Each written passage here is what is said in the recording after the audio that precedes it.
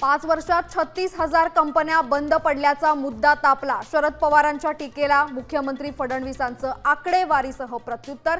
76% कंपन्या कधी सुरूच झाल्या नसल्याची माहिती।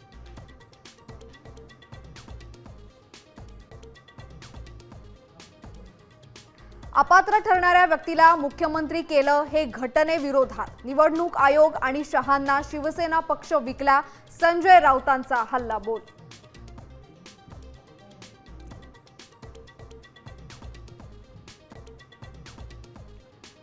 मनसेचं यापुढचं राजकारण जेनझीला सोबत घेऊन त्यांच्यावर फोकस करा। पुण्यामध्ये पदाधिकाऱ्यांच्या बैठकीमध्ये राज ठाकरेंच्या सूचना।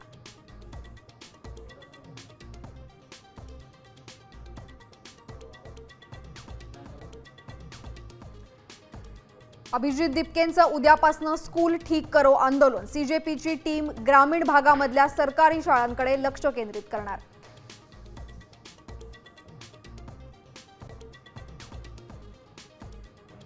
केंद्र सरकारकडून जनगणनेसाठी 40 प्रश्नांची यादी जाहीर। जात, धर्म, बँक खात्यासह कोरोना लसीची सुद्धा घेणार माहिती।